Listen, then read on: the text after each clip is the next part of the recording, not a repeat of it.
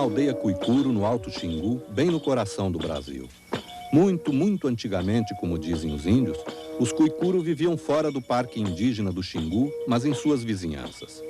Quando os brancos começaram a chegar àquela área em busca de novas terras, os irmãos Orlando e Cláudio Vilas Boas aconselharam os Cuicuro a vir para dentro do parque, para não serem mortos nos conflitos. Hoje, eles vivem numa aldeia de 19 casas. São mais de 200 pessoas perto do rio Culuene. Cuicuro quer dizer peixinho bicudo. Sempre que há um acontecimento importante na aldeia, os homens tocam essas flautas, que eles chamam de tana. Hoje, estão tocando porque logo vai haver na aldeia um Quarupi, a maior festa do Alto Xingu, em homenagem aos mortos ilustres. Enquanto a festa é preparada, os homens tocam suas flautas todos os dias. E quando começam, de manhã bem cedinho, têm de tocar até o fim do dia, pouco antes do pôr do sol.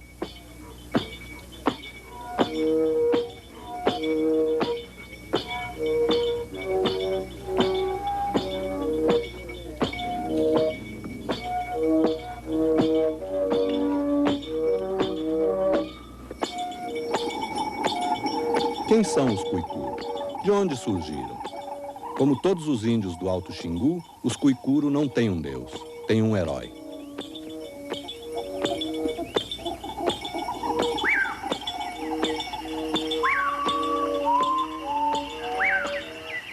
Segundo os habitantes das nações indígenas que povoam esta área, foi exatamente aqui, onde as águas dos rios Culuene, Ronuro e Batovi se juntam para formar o rio Xingu, que o mundo começou.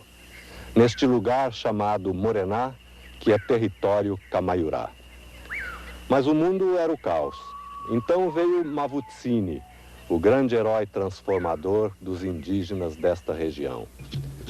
E veio para botar cada coisa no seu lugar, para botar o mundo em ordem, botar os rios para correr, separar os animais, cada coisa em seu lugar.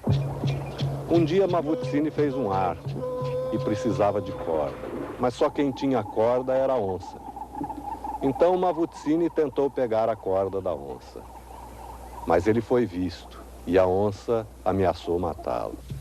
Então Mavutsini prometeu dar-lhe as filhas em casamento para não ser morto. As filhas de Mavutsini ficaram com medo e não quiseram se casar com a onça.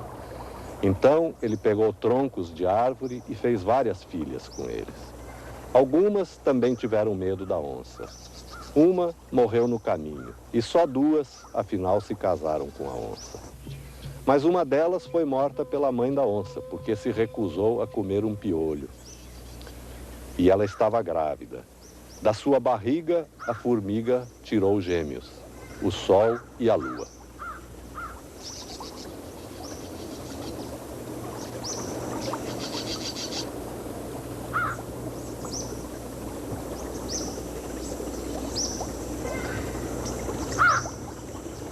O sol e a lua, os gêmeos, queriam que a mãe voltasse a viver.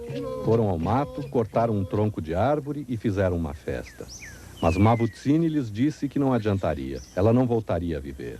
Isso só é bom, disse ele, para lembrar a mãe de vocês. E é por isso que até hoje os povos do Alto Xingu cortam troncos de árvores para encarnar seus mortos ilustres na festa do Quarupi. Depois de ordenado o mundo, o sol e a lua subiram ao céu. Atiraram uma flecha que se fincou no firmamento, e outra flecha que se fincou na primeira, e outra, e mais outra, e mais outra. Assim fizeram a escada pela qual subiram, e lá ficaram para sempre, deixando aqui embaixo o mundo dos homens.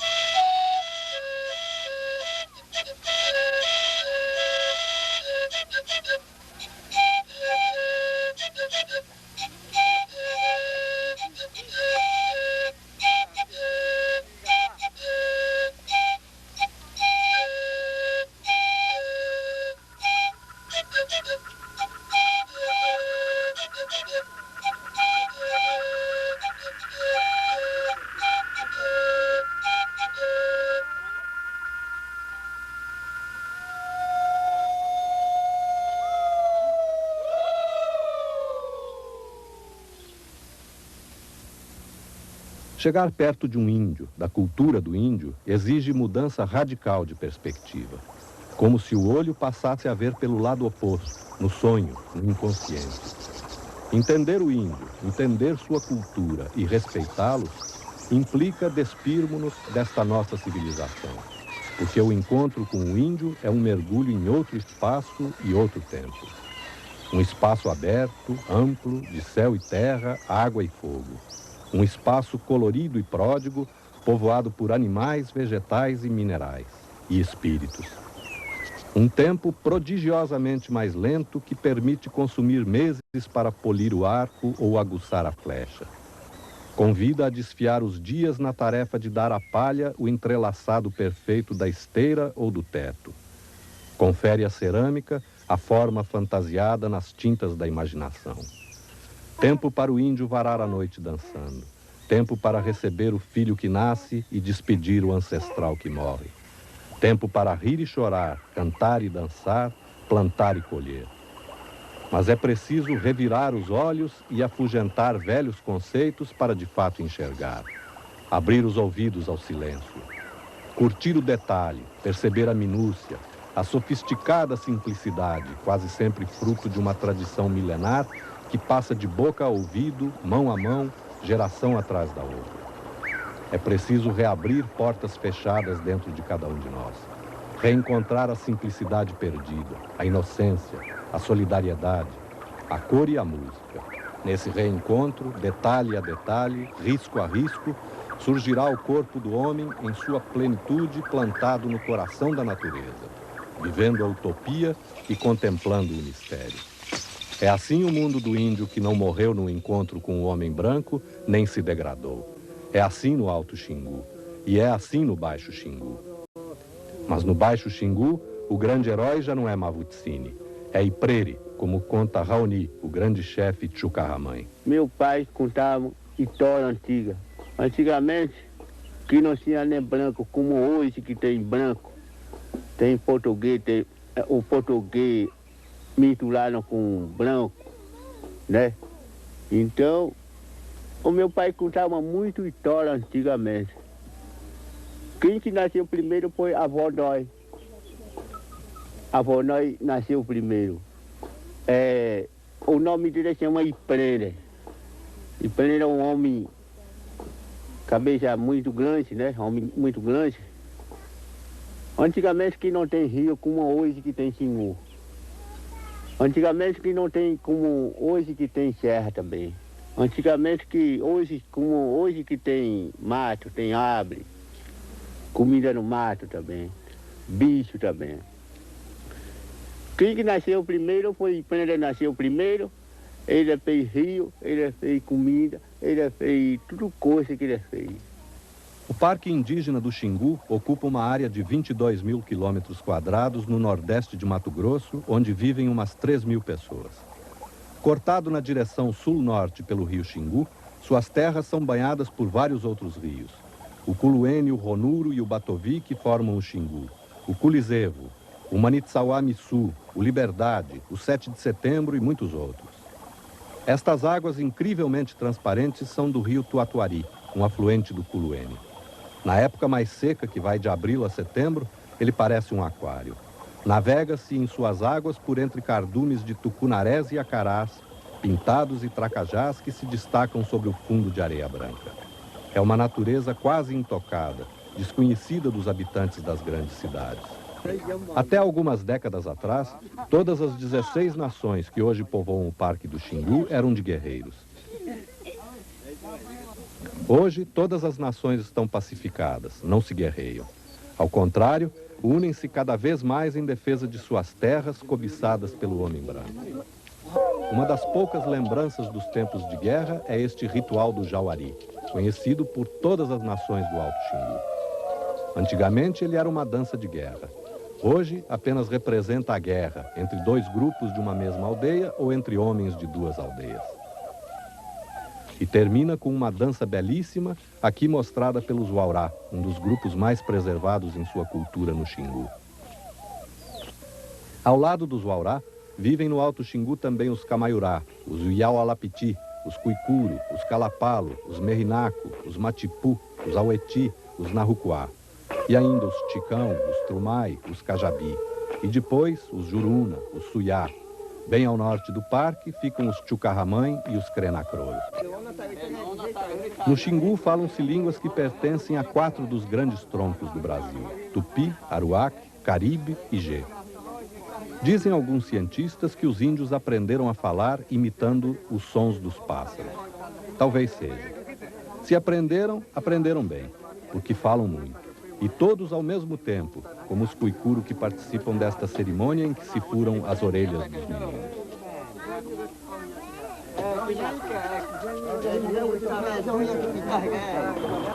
No Baixo Xingu, as aldeias em geral ficam à beira do grande rio, como esta. Já no Alto Xingu, por causa das cheias dos rios, as aldeias costumam ficar mais distantes da água, como esta bela aldeia Uaurá, iluminada pelo pôr do sol esplendoroso das épocas mais secas, sempre seguido de noites claríssimas, coalhadas de estrelas.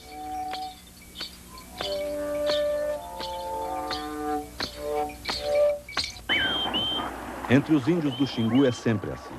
Tudo tem uma história, uma origem, e tudo tem dono. Os animais, os vegetais, as pedras, tudo. Ao contrário dos brancos, não há uma separação entre a natureza e o mundo do cotidiano, nem entre o natural e o sobrenatural. Tudo forma um todo único e explicado, e belíssimo. Os pássaros e os peixes que povoam os rios e a mata vão aparecer depois nas danças e nos cantos dos povos do Xingu.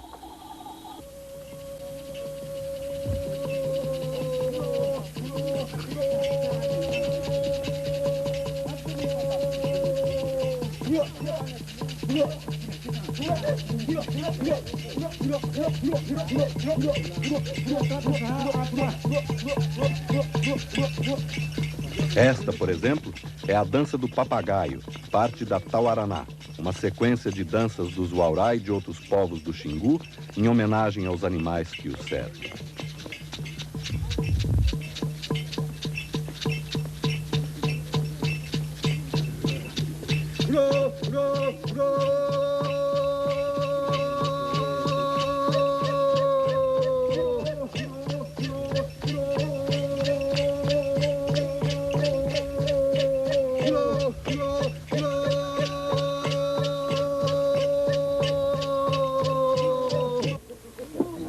Mas a dança mais elaborada e para a qual os Uaurá mais se preparam é a do Sapucuiauá, para que possa encarnar-se aquele espírito que vive no fundo das águas. Encarnado, ele pode dançar e comer. Depois, satisfeito, ele retorna ao fundo das águas. Durante dias, os Uaurá preparam as vestes rituais para esta dança e as máscaras do Sapucuiauá.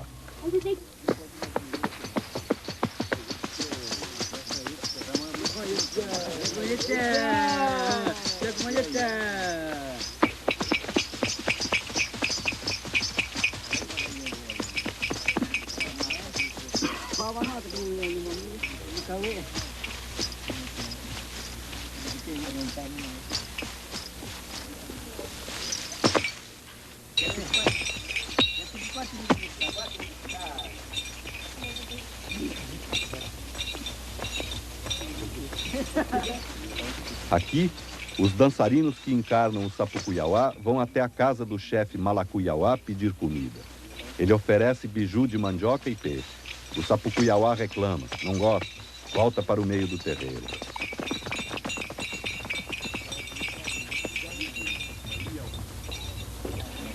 Mas acaba aceitando a comida.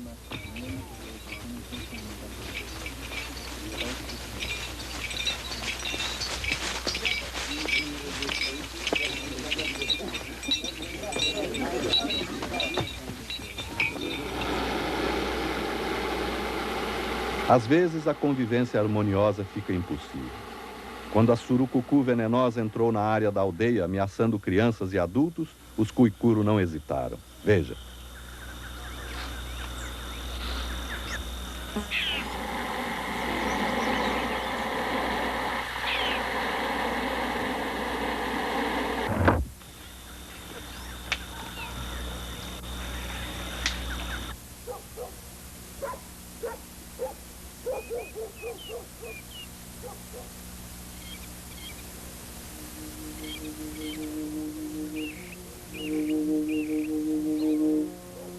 Aldeia Uaurá, no Alto Xingu. Manhã de sábado. Um sábado como outro qualquer, porque índio nem conta tempo. É a mesma rotina lenta de sempre, imutável há séculos.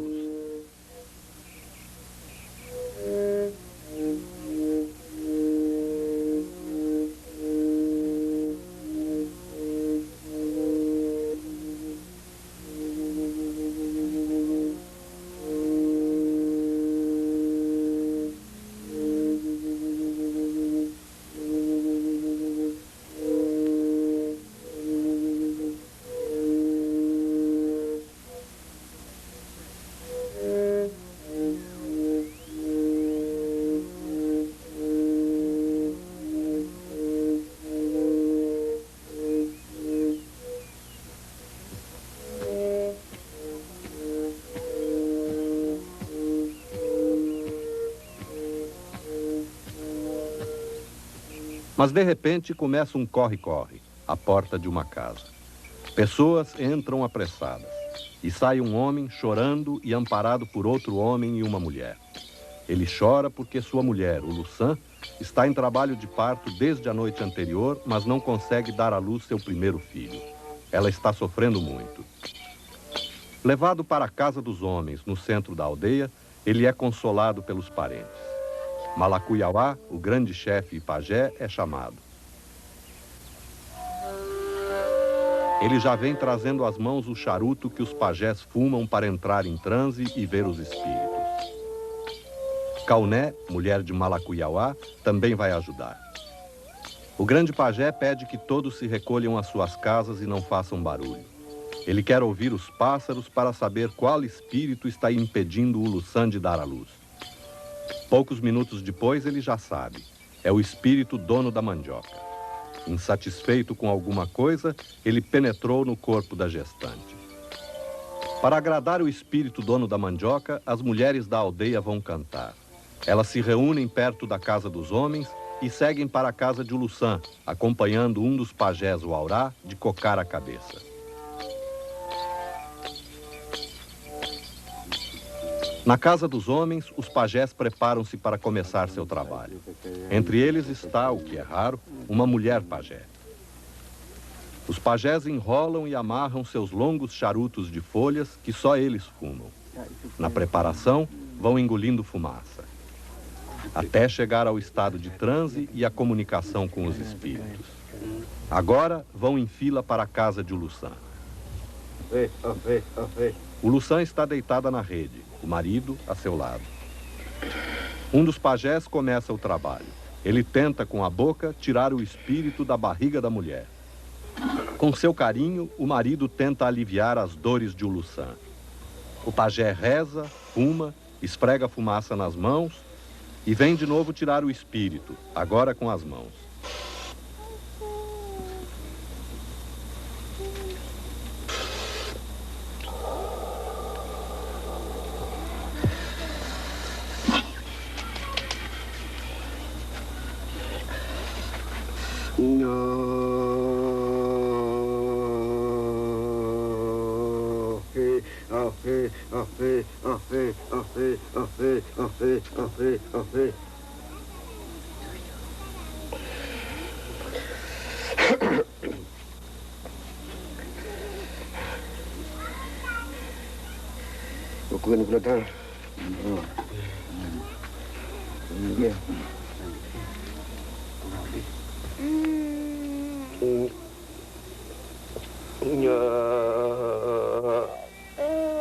O pajé tenta de novo. O Lussan geme. Ela continua a sofrer muito. A criança está atravessada bem no alto do seu ventre.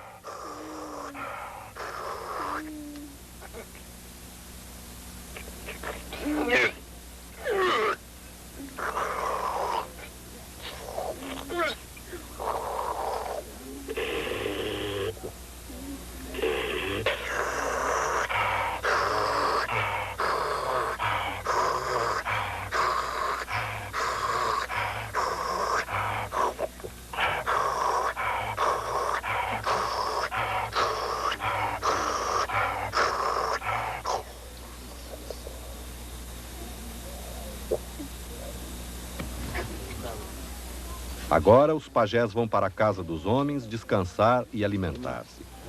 Quem se beneficia do trabalho dos pajés, no caso o pai da criança, tem a obrigação de alimentá-los e de pagar seu trabalho com colares e outros objetos. Se isso não for feito logo em seguida ao trabalho, o pajé perderá totalmente sua força e seus poderes.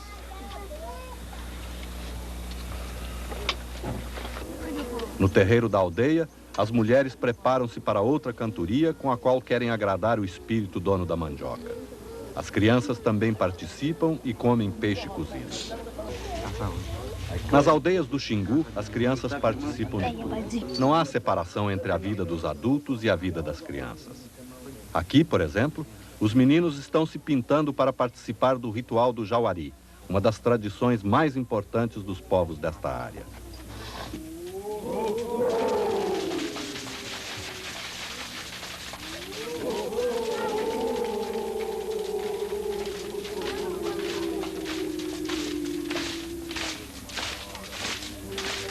O Jauari é um ritual em que a guerra é representada por dois grupos, de uma mesma aldeia ou de duas nações diferentes. Antigamente, todas as nações desta área eram guerreiras. Hoje, elas já não lutam mais entre elas. Mas o passado de guerreiros está simbolizado nesse ritual com a participação plena dos meninos. As meninas também participam de tudo. Aqui, elas estão integradas no ritual do Yamurikumá, do qual só participam mulheres. É um ritual de protesto das mulheres que tem suas raízes mergulhadas na mitologia mais antiga dos povos do Alto Xingu. Nele, as mulheres manifestam seu descontentamento com os homens e o fazem comportando-se como eles. Pintam-se como os homens, enfeitam-se como eles, dançam como eles e até lutam. E as meninas participando de tudo. Este é um dos momentos mais altos da vida de uma nação do Alto Xingu. Os Cuicuro estão dançando na preparação do Quarupi, o grande ritual em homenagem aos mortos ilustres. E o pequeno guerreiro resolveu, por sua conta própria, incorporar-se à dança dos homens. Ninguém o impedirá, ele dançará o quanto quiser. Os índios são extremamente carinhosos com seus filhos. Veja estas cenas de Yupalanã, um aurá, na rede com a mulher e os filhos. Para os Waurá, como para todos os povos do Alto Xingu, as crianças nascem do pai. A mãe os faz crescer na barriga. Por isso, os filhos têm sempre a nacionalidade do pai, seja qual for a nacionalidade da mãe. Esta é uma cena frequente no Alto ou no Baixo Xingu. A mãe cata piolho nos filhos. E come os piolhos, como aqui entre os Krenacroro. E tem os seus piolhos catados pela irmã. Mas o pai também está presente. Cortando os cabelos, no banho,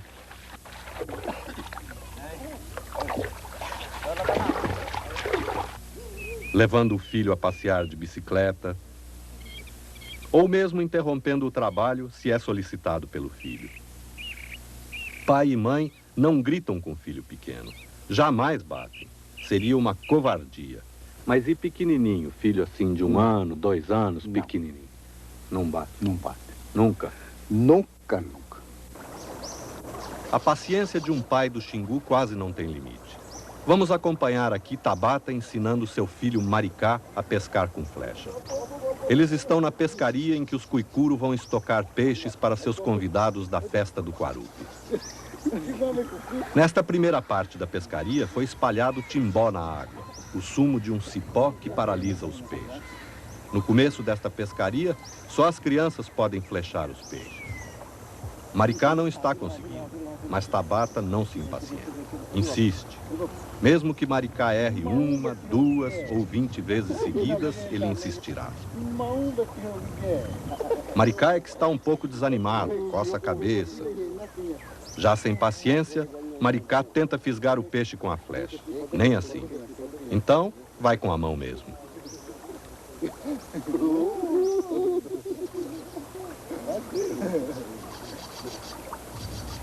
Agora a persistência de pai e filho começa a ser recompensada.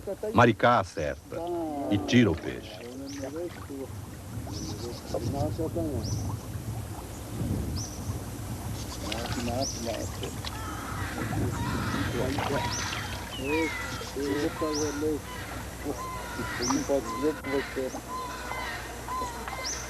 Maricá está contente, afinal, está conseguindo.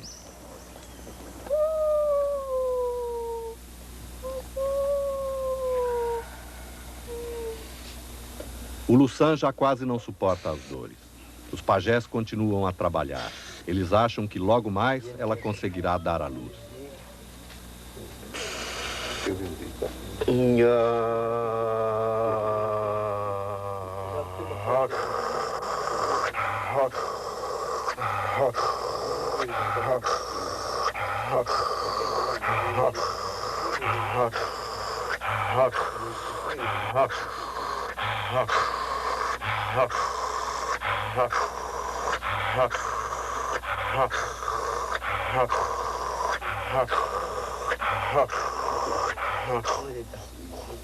Quando nascer o filho ou filha de Ulusan, será criado como todas as crianças do Xingu.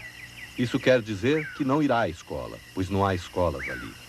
A família lhe ensinará quase tudo.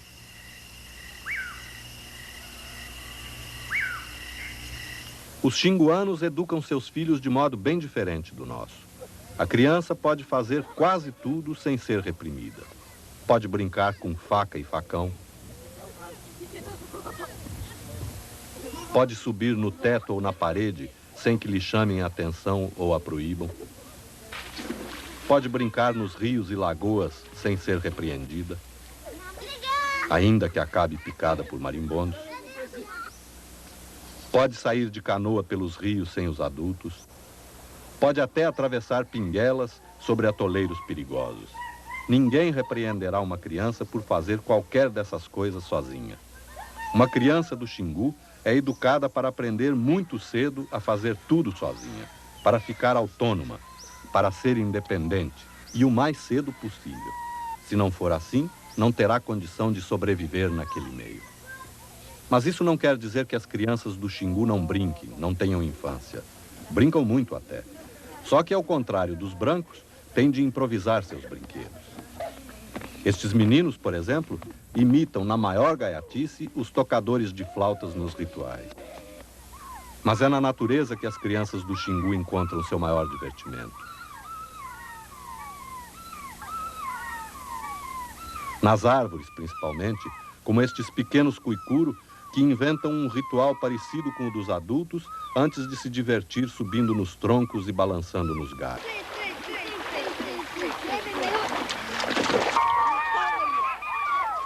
Os meninos inventam, então, outra brincadeira. Remam, remam, remam e depois se juntam na popa para fazer peso e afundar a canoa.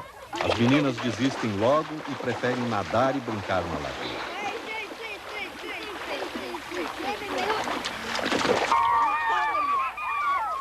Os meninos inventam, então, outra brincadeira. Remam, remam, remam e depois se juntam na popa para fazer peso e afundar a canoa.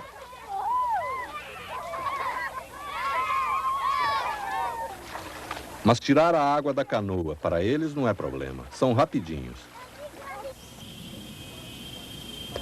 Depois de quase 48 horas de trabalho de parto e ajudada por 2 pajelanças, das quais participou praticamente toda a aldeia, de uma forma ou de outra, finalmente hoje, neste domingo, ao 12h15, o Lussan deu à luz a uma menina, que vai se chamar Tilá-Tilá. Tilá-Tilá é o nome de sua avó, enquanto era criança ainda. Quando crescer, quando for mulher, Tilá-Tilá adotará outro nome.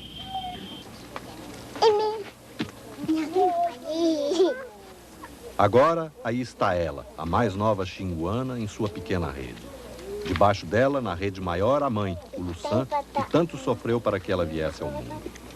Ao lado, o pai, que tanto chorou.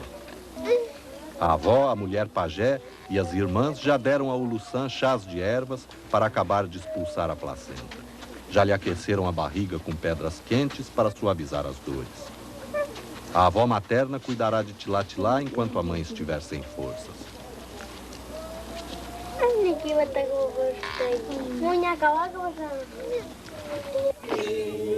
Por isso, os uaurás estão dançando, para recebê-la. e para agradecer ao espírito dono da mandioca, que no fim das contas permitiu que ela viesse ao mundo, para ser mais uma cidadã do Alto Xingu.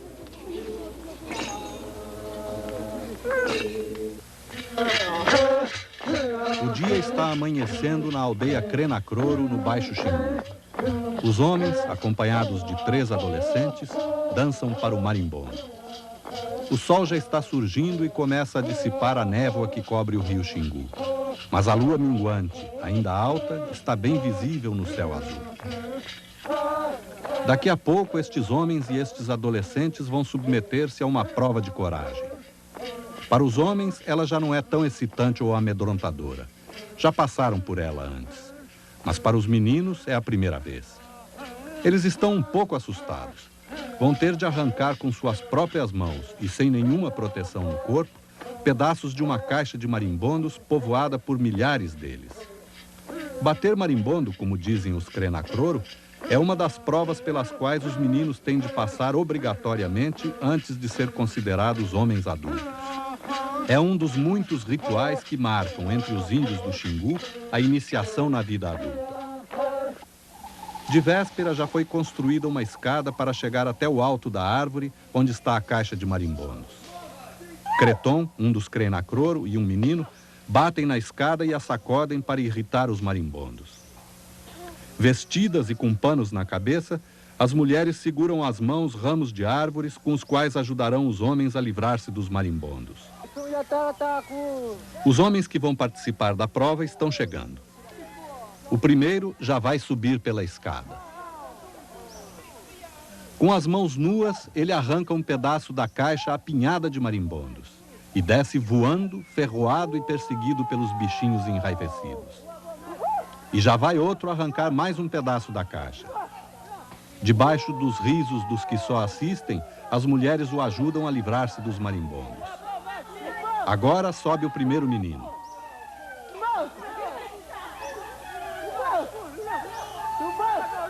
E também arranca um pedaço da caixa com a mão.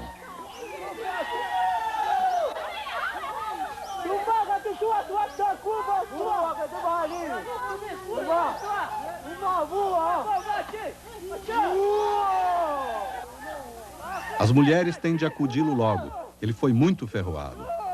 Tem de ajudar o outro também.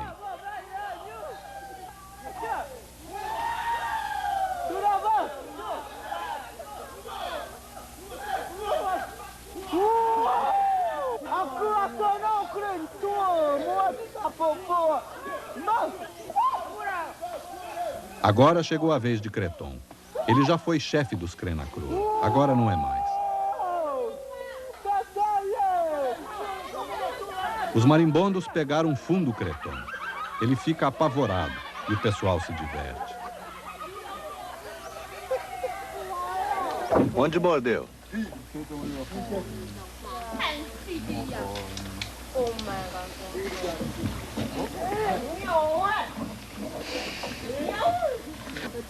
Dói muito? Dói muito. Muito, né? Muito.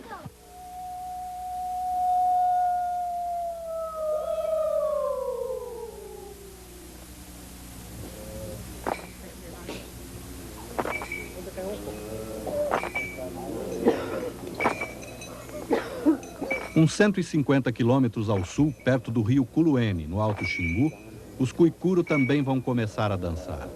E também aqui se trata de um ritual de iniciação de meninos na vida adulta. Um ritual de passagem. É a dança preparatória para a cerimônia de furação de orelhas. Todo menino Cuicuro, em alguma época antes de tornar-se adulto, tem de furar as orelhas. Só no dia em que fura as orelhas é que ele recebe seu nome definitivo, de homem. Até ali, ele é chamado por um nome de criança. A cerimônia de furação de orelhas se realiza sempre no dia seguinte ao Quarupi, o grande ritual em homenagem aos mortos ilustres do Alto Xingu. Mas nas semanas que antecedem o Quarupi, todos os dias acontece esta dança preparatória. Ela é comandada por Narro e Atafulo, 2 chefes Cuicuro que conhecem as palavras sagradas do ritual, que eles entoam em voz grave, de mãos dadas com 2 dos adolescentes que vão furar as orelhas. São os 2 de pele mais clara. Ela ficou assim esbranquiçada porque eles estão há muito tempo em reclusão, presos num quarto dentro de suas casas 24 horas por dia. Só saem em ocasiões muito especiais como esta. Nesse tempo de reclusão, o adolescente toma ervas para ficar forte, aprende muitas artes e medita. Às vezes, no Alto Xingu, a pessoa muda de nome mesmo depois de adulta. Paru, o chefe Iaualapiti, explica por quê. Você antes não chamava Paru. Como você chamava? Canato. E por que mudou? Mudou. Nasceu o filho de meu filho. Nasceu meu neto. Nasceu primeiro filho da Aritana. Eu dava nome minha, outro nome, Tapiruatá. Esse aqui, filho da Aritana. O filho de Pira, eu dei o Canato para ele. Quer dizer, você chamava Tapiruatã Canato. Canato. Aí o filho do Aritana ficou chamando Canato. Tapiruatá. Tapiruatã. O filho do Pira ficou chamando Canato. Canato. Aí você perdeu os nomes. Aí eu perdi o nome, aí eu achei meu nome Paru. Como é que você achou esse nome? E eu gostava do nome de Cajabi, agora morreu. Parou, chegou ali o posto, aí eu comprou, trocou o nome dele. Eu falei, Parou, eu vou ficar Parou, eu vou pagar Parou. Pegou miçanga de vocês. Bastante deu. Você pagou para ele? Pagou. Camisa, calça, deu. Ele ficou com o nome dele? Ficou, eu fico o nome. E ele, como é que ficou? Aí ele ficou, eu dei o nome, e aí? E aí? E aí? Aqui na aldeia Uaurá, vários adolescentes estão em reclusão por um tempo que pode ir de 1 a 3 ou 4 anos. Cupadpeno, neto do chefe Malacuyauá e filho de Atamai, está em reclusão há mais de um ano. Nesse tempo, ele não vê ninguém, a não ser o pai e a mãe que cuidam dele. E dia sim, dia não, submete-se à escarificação. Seu corpo é arranhado com dentes do peixe cachorra até sangrar. É outro método usado pelos índios do Alto Xingu para, segundo dizem eles, tirar o cansaço e fortalecer para as lutas corporais. Essas lutas, quase sempre travadas na festa do Quarup, são muito importantes para os povos do Alto Xingu. Ser um grande lutador é um objetivo na vida desses homens, que em outros tempos foram grandes guerreiros.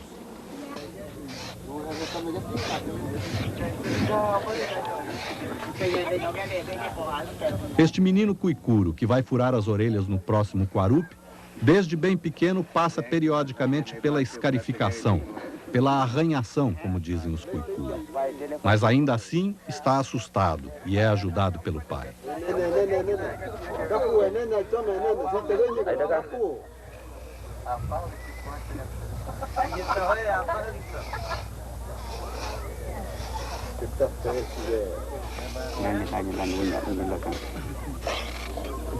Mulher arranhar aqui no bundinha, para querer ser bundinha, sabe? Aí depois a gente passa com remédio também para mulher, para querer ser... Você não vê minha filha, aquele mais velho? Sempre arranha aqui. Com tantas ervas, tanta escarificação e poupando energia na reclusão, os adolescentes do Alto Xingu de fato ficam fortíssimos nesses anos de prisão doméstica. E já por volta dos 13 ou 14 anos, mostram sua força nos treinos para o Quarup. Mas a vida do adolescente no Alto Xingu não é feita só de sacrifícios como a reclusão. Passada esta, eles costumam divertir-se muito. Costumam andar sempre em grupos, como todos os jovens, só que de mãos dadas. Adoram fazer palhaçadas e exibir-se. São grandes gozadores. Como os meninos, os adolescentes divertem-se muito em banhos numa nascente, ou em grandes palhaçadas coletivas na lagoa próxima da aldeia.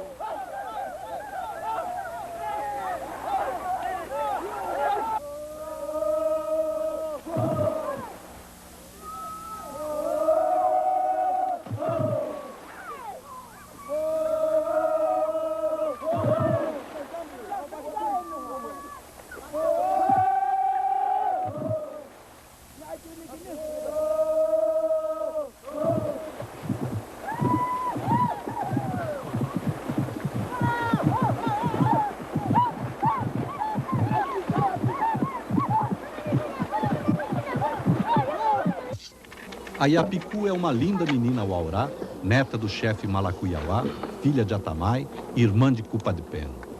Já está chegando à adolescência e vive seus últimos dias da infância. Brinca, ajuda a cuidar dos irmãos menores, ajuda a mãe a descascar e ralar mandioca, fazer biju e mingau.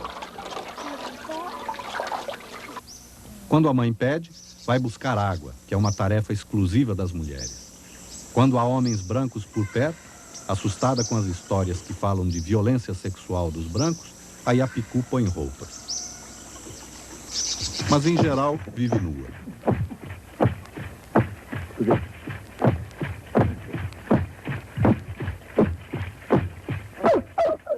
Embora não tenha passado ainda pela reclusão a que se submetem também as adolescentes do Alto Xingu, a Yapicu já participa dos rituais da aldeia.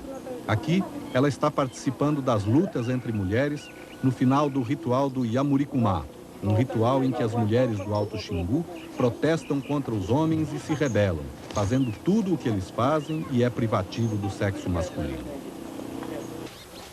A algumas dezenas de quilômetros da aldeia Uaurá, entre os Cuicuru, esta jovem já está presa há quase um ano na casa dos pais. Seus joelhos e tornozelos, muito apertados para ficar fortes, estão bem mais finos que o resto da perna. Como todas as meninas do Alto Xingu, ela está em reclusão desde a primeira menstruação. Seu pai, Apucacá, um dos chefes Cuicuru, explica como é. Menina, quando vai sair sangue? A primeira vez? É, primeira vez, quando vai ficar sangue. Tá aqui, aquela menina aí, tá esperando. Aí Nunca o que ela faz? Ela conta pro pai? Conta quando sai logo sangue. Aí ele conta, logo ele vai contar. Ela vai contar logo. Pro pai e pra mãe? Pai e mãe. E aí? O pai... Aí depois sai sangue. Tá bom. Direto vai deitar. Fica deitado? Fica deitado. Quanto tempo? Fica 4 dias. Em ocasiões especiais, a jovem reclusa pode sair de seu quarto. Como aqui, para participar desta dança ritual que acontece todos os dias nas semanas que antecedem a grande festa do Quaru. Fora dessas ocasiões, a Uná só é vista pelos pais e pela avó, que lhe prepara a comida. A reclusão, embora os povos do Alto Xingu não o digam expressamente, é também uma forma de evitar uma promiscuidade sexual precoce, já que nada impede a atividade sexual antes do casamento. É também uma forma de retardar o casamento das meninas.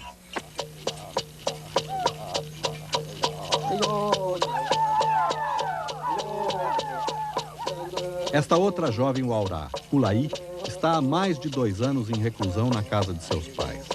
Como não podia cortar os cabelos enquanto presa, eles lhe cobrem todo o rosto. Hoje é um dia muito importante para Kulaí. Ela está saindo para dançar na dança do pássaro Ualacal, uma das danças da Tauaraná, com que os Uaurá homenageiam vários animais. Quando a dança terminar, Kulaí não voltará para o pequeno quarto onde esteve encerrada quase 1000 dias seguidos. Kulaí vai se casar, está contente e dança com gosto.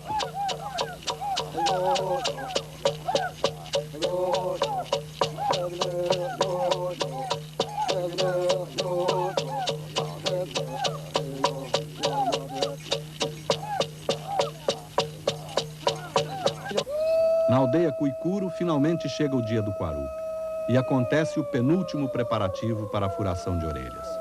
Nus, no centro do terreiro, os meninos que vão furar as orelhas formam uma fila com seus padrinhos. Começam os cantos sagrados e eles se dirigem para trás dos troncos enfeitados que encarnam os espíritos dos mortos ilustres.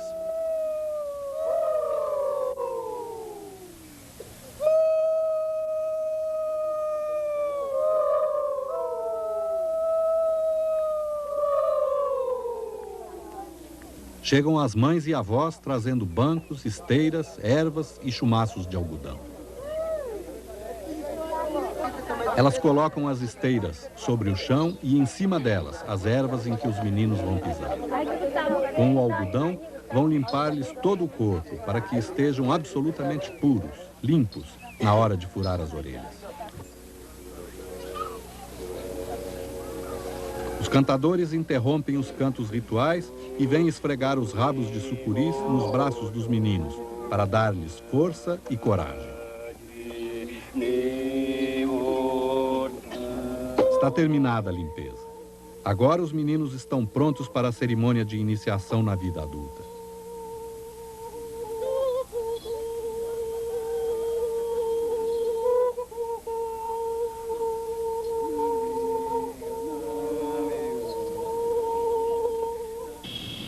Na aldeia Uaurá, Kulaí, a jovem que está saindo da reclusão para casar-se, é levada pelo tio, o chefe Malacuyauá, para cortar seus cabelos. Sua prisão terminou. Ela não precisa mais deixá-los crescer para cobrir o rosto.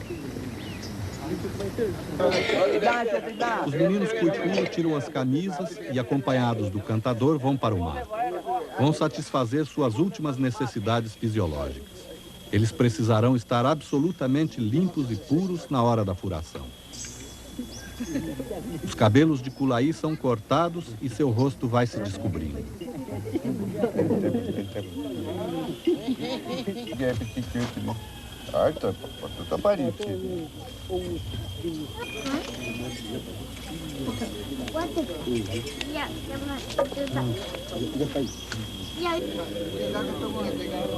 Diante da casa do pajé, os meninos Cuicuru estão tensos, mas não podem demonstrar medo no rosto. Começam os cantos sagrados.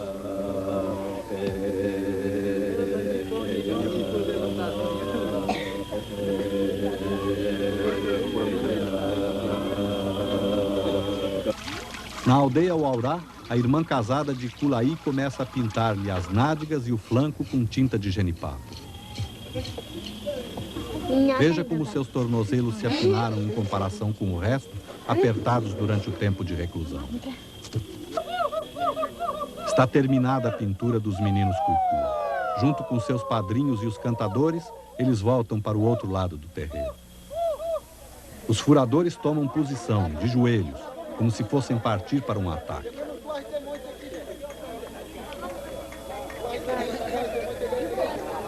Sentados no colo de seus padrinhos, os meninos aguardam, claramente assustados. Os furadores avançam e começam a furar, a seco, sem passar nenhum remédio na hora.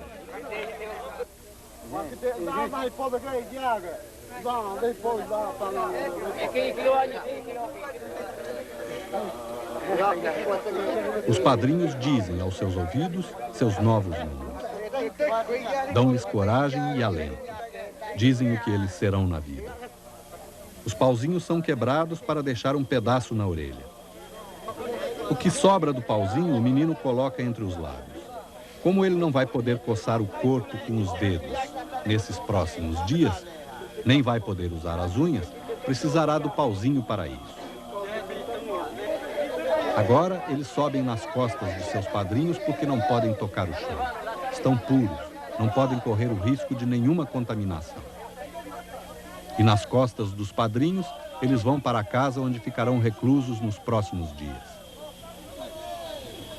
Deitados nessas redes, eles vão passar os próximos 4 dias, sem comer, sem falar, sem rir e sem chorar, só tomando ervas especiais que os padrinhos lhes levarão.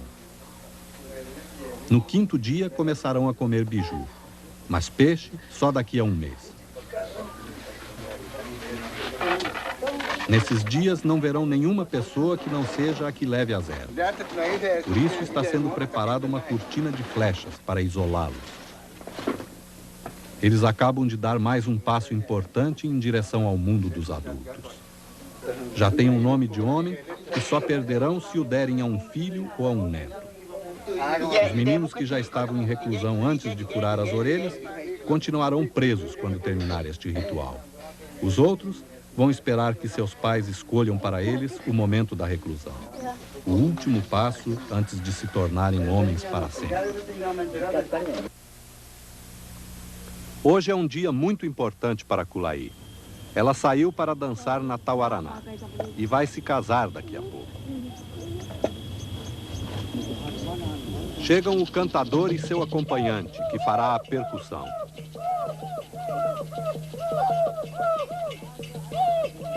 Começa a dança. É uma dança de pássaro.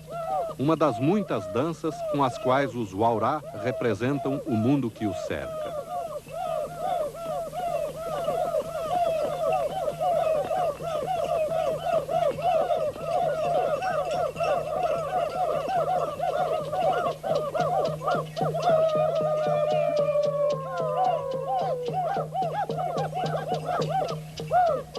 Entre os que dançam está o noivo de Kulaí, que daqui a pouco será seu marido. Agora, Kulaí segura o rabicho de um dos dançarinos, mas não é seu noivo. Nem mesmo depois de casada, ela terá de dançar só com ele.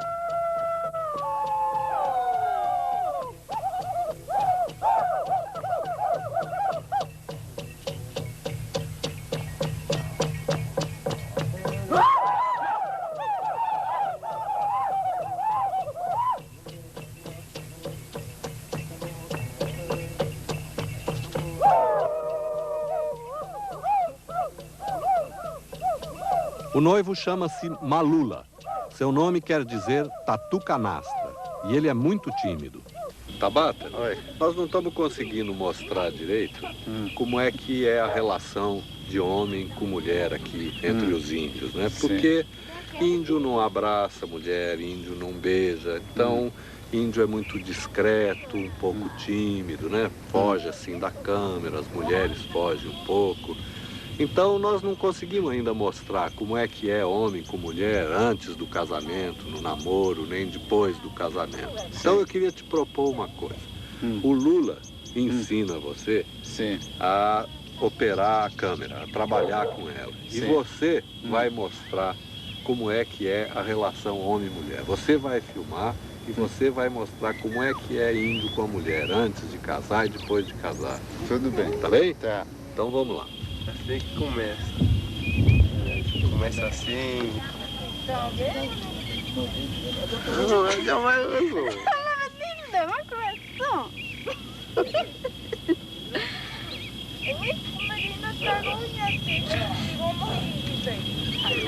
O namoro começa dentro de casa ou fora de casa? Fora da casa. E começa também dentro da casa também. Assim como vocês estão? Assim como nós estamos. E depois? Aí depois vai namorando, né? Assim, depois vai ter até casamento. Mas vai namorando aonde? Namorando no mato, por aí, no mar também, dentro da casa também. É, né? Uhum. Agora, depois que casa, aí homem e mulher namoram onde? Na rede? Na rede. De dia ou de noite? De dia ou de noite também. É? Uhum. É no mar também, onde que vocês andam. Não pode ter ninguém perto, não. Não. Você gosta muito dela? Eu gosto dela. Já tem filho com ela? Já tem. Já tem? Já. Como é o nome dela? Tá arrumado. Tá arrumado. Uhum. Quanto tempo faz que você casou com ela? Já tá... Já tá, eu não sei, 3 anos já. 3 anos. Uhum. Você só tem uma mulher? Só tem uma mulher. E aí, Tabata, o que mais que tem? Agora tem que ficar em pé, abraçando. Aí depois ele vai entrando na casa. Vamos. Fica aí.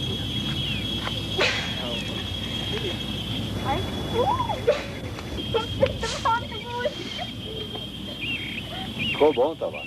Ficou muito bom.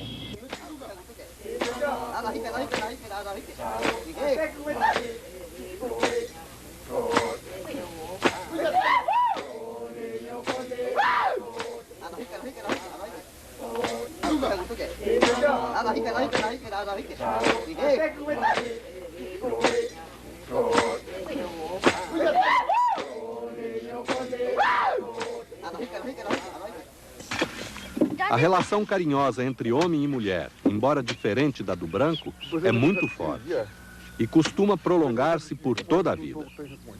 Nestas cenas, a neta de Kauné, segunda mulher do chefe Malacuyauá, catava piolhos em sua avó, que estava distraída. Quando percebeu que estava sendo filmada, a neta de Malacuyauá interrompeu a catação de piolhos. Também surpresa e atônita, Kauné começa a chorar.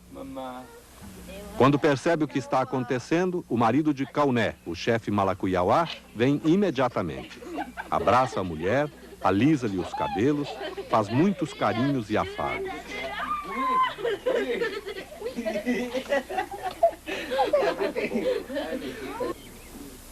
Quando Kauné se acalma, Malacuyauá manda trazer 2 banquinhos, senta-se ao lado dela, dá-lhe o braço, aperta-lhe a mão e nos comunica. Agora pode filmar.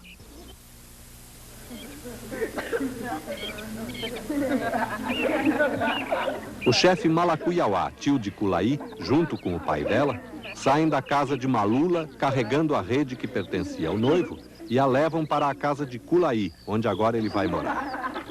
E assim se consuma o casamento sem qualquer outra formalidade ou cerimônia. No Alto Xingu é assim. O recém-casado vai morar na casa do sogro, a quem prestará serviços para retribuir os esforços que ele fez para criar e educar a filha. Na casa do sogro, a rede de Malula é armada ao lado da rede de Kulaí. Essa é a nova residência dos recém-casados. Agora, Malula e Kulaí estão casados. Estão muito envergonhados os dois diante da caçoada geral dos companheiros de Malula. Malula, e casamento, tá bom? Tá. Tá contente? Vai ter filho? Vai ter filho com Kulaí? É? Não sei. Não sabe, não? Mas você quer, não quer? É? No Alto Xingu, um homem pode casar-se com mais de uma mulher. Antigamente, em muitas nações, isso só era permitido aos chefes. Hoje não. E muitos homens têm mais de uma esposa. Estas 2 mulheres, por exemplo, são casadas com Iruca, um cuicuro que está ajudando o sogro a fazer uma casa. Farato é um calapalo que vive na aldeia Cuicuro. Uma de suas mulheres é Cuicuro, a outra, Matipu. E vivem os 3 na mesma casa. E as mulheres não brigam, não? Pode? Não briga, não? Não briga, não. Pode ter 2? E mulher, pode ter 2 homens, não? Não, só mulher. Só homem que pode ter 2 mulheres. Ticuri, casada com Farato, é das raras mulheres do Xingu que falam um pouquinho de português. Ela está contente com seu casamento. Ticuri, quando o marido tem outra mulher, é bom? Tem. Ele tem você e ela. É bom ter 2? Bom, Por quê? assim, né? Dá menos trabalho? Né? É. Trabalho divide? Da pai. Você não briga com ela? Não, não. E ela não briga com você? Não, não. Nada? Nada, não. Vive bem aqui, paz, assim, É, direitinho? direitinho. Esta é a segunda mulher de Jacalo, um cuicuro, filho do chefe Narro. Antes dela, Jacalo casou-se com outras 2, das quais se separou. E com uma terceira, com quem ainda está casado. Vivem todos juntos e muito bem, segundo dizem. E não dá confusão, não? As 2 aceitam você? Não, primeiro a gente amassou, né? Primeiro amassa? Amassa primeiro, primeiro quando eu queria casar com essa mulher aí eu falei com minha esposa, né? Eu queria casar com aquele, aí não deu certo. Primeiro eu falei, não gostava dele, aí tem que acertar com ele, conversar com ele direitinho, aí tal, assim, depois ele amassa, né? Aí depois, aí eu casei. Eu fui lá na casa dela primeiro. Aí eu deixei essa minha esposa aqui na minha casa. Eu também não posso ficar morando lá em outra casa, né? Eu tô querendo casar junto com minha família, tudo. Aí fica 2 dela na casa dela. Aí eu converso com o pai desse aqui, eu tô querendo lá, minha casa. Aí tá bom, aí ele deixou, aí mudei ela pra cá. E agora tá tudo direito? Tá tudo direito. Elas não brigam, não? Não briga mais. Tem outra pessoa, assim, mulherada, você não viu meu cunhado? Mulher dele que tá morando sempre aqui. Outra mulher tá com ele. Não deu certo? Não deu certo. Ela não aceitou a Não segunda? acertaram nada. Mas quando você tá assim na rede com uma, outra não fica com ciúme, não? Não, Fica, não? não, porque eu não fico assim não, viu, Rosa? Não, né? Quando minha mulher vai passeando pra lá, fica namorando. Aí quando chega, outro vai pra lá e fica assim. Quer dizer, nunca quando tá as 2, né? Não, outro assim, né? É. Outro fica perto dela, assim, pode namorar com a mulher. 2 assim, tá certo, né? Com outro namorado, esse aí não posso, aí senão Pode não, né? não pode não. Aí dá problema. Dá problema assim. Entre os Crenacroro do Baixo Xingu, um homem só se casava com uma mulher. Agora está mudando. Creton, por exemplo, que já foi chefe Crenacroro, tem 2 mulheres. Entre os Chucarramãe, o casamento é diferente do Alto Xingu, como explica o chefe Raoni. Metutiri só casa uma vez ou casa com mais de uma mulher? Na casa só uma vez. Uma vez, porque antigamente assim, né? Antigamente que a avó nós casa 2, né? Então, muito ruim para ele, né? Briga, né? Então, por isso hoje que nós não casa 2, não. Nós sempre casa uma. Minha tia, a irmã de minha mãe, ela tinha 2 maridos. Tinha 2 maridos? Ela já morreu. O marido já morreu. Tá com ele. Agora já. tem um só. Um só. E moravam os 2 na mesma casa com ela? Tudo. Aí fica, outro marido fica pendurando a rede assim, outro assim. Aí a mulher fica no meio. A mulher no meio. É. E eles não brigavam, não? Não brigava, já está acostumado. É. Nem sempre, porém, a vida da família é um mar de rosas. Pode surgir um terceiro. Às vezes a mulher namora outro índio que não é o marido? Isso. Namora? Namora. E se o marido descobre? O marido ninguém sabe, né? Mas se ele fica sabendo? Quando que ele fica sabendo, índio fácil, vai em cima da mulher, né? Vai em cima? Vai, bate, Bate briga, nela? Bate mesmo. E no outro homem, ele bate? Não bate, não. Não bate no Não outro homem? bate. Por quê? Não sei. Tá errado esse índio. Tá errado. Bate mulher, não bate homem. E mulher, namora outro homem quando já é casada? Namora. Namora? É. E marido? Tá bem, né? Mas o marido fica bravo, não Bravo. fica? Aí bate nela. Aí bate. E ela também não vai embora? Não. Depois que bate, aí fica tudo bem. É. É assim? Assim. E quando a mulher descobre que o marido tem outra namorada, o que ela faz? Aí fica com ciúme danado, sabe? Briga muito. Bate? Bate. Bate no marido? Olha, antigamente a gente fazia muito ciúme, sabe, Costa? Hoje não sei porque já tá. Acabou disso, sabe? Acabou, né? Antigamente, quando meu pai estava novo, casado com minha mãe, ele brigava muito, batendo minha mãe, batendo com você, não sei o quê. Eu nunca bati com minha esposa, com essa aqui, essa é nova ainda, essa é minha esposa, essa aqui. Nunca bateu? Nunca, só conversa assim, quando eu queria fazer uma confusão com ela, assim, aí eu falava só com boca assim, né? Com bater com assim, não. Tem outra pessoa... E elas não batem em você também? Não, também não. Só quando eu vou namorar com os outros, assim, aí o pessoal conta seu marido está namorando com outra mulher. Depois ele fala que você está namorando com aquela mulher. Não, depois ele me bate. Bate mesmo? Já apanhou muito da casa? Já muito. A divisão de tarefas entre homens e mulheres no Alto Xingu é bem clara. Ao homem cabe derrubar a mata, preparar a terra para receber as mudas e plantar.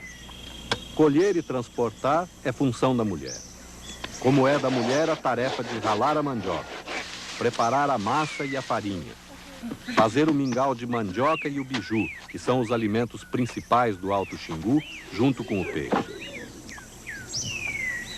Pescar é tarefa do homem. Carregar água e cuidar dos filhos é função da mulher. Uma dura função, pois as nascentes ficam longe das aldeias no Alto Xingu, por causa das enchentes no tempo das águas. Com a chegada dos panelões de alumínio, mais leves, levados pelos brancos, amenizou-se um pouco esse trabalho feminino, mas ainda é muito duro. Logo cedo, quando acordam, ainda escuro, mulheres e suas filhas mais crescidas vão às nascentes buscar água, banhar-se e dar banho nas crianças pequenas. E voltam, muitas vezes, carregando ao mesmo tempo crianças e vasilhas, com seu passinho miúdo e gracioso. Depois, cuidam da comida e dos filhos. E nas horas vagas, catam piolhos das crianças e das amigas. É uma longa jornada de trabalho que só se ameniza uma vez por mês, na menstruação, quando a mulher não pode trabalhar por 3 dias, nem comer peixe. Jamais um homem ousaria dar uma ordem à sua mulher, ou vice-versa. Nenhum homem se atreveria a reclamar diretamente de sua mulher, ou ela de seu homem, seja qual for a razão. Podem até separar-se, mas não darão ordens, nem farão cena. Se o homem estiver insatisfeito com sua mulher porque ela não cumpre bem suas tarefas, o máximo que poderá fazer será dirigir-se à roda dos pajés e contar o que está acontecendo. E os pajés falarão com todas as mulheres ao mesmo tempo, lembrando-lhes quais são os seus deveres. Se é insatisfeita por a mulher, ela fará a mesma coisa. Relatará o problema aos pajés, que se dirigirão a todos os homens. Fora do trabalho, os homens aparecem mais que as mulheres. Pintam-se mais, enfeitam-se mais, dançam mais. Mas há danças que são só das mulheres, como esta que as Crenacroro estão dançando. É uma dança para o porco do mato.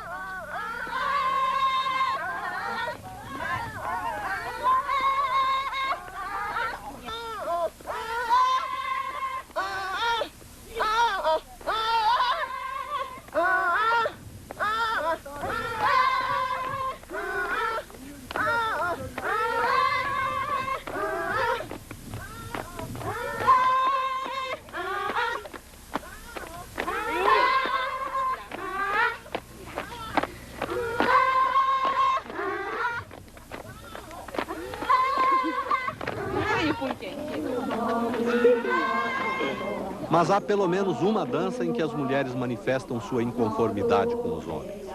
É o Yamuricumá, conhecido e dançado em todo o Alto Xingu. É essa dança que as mulheres Uaurá começam a dançar aqui.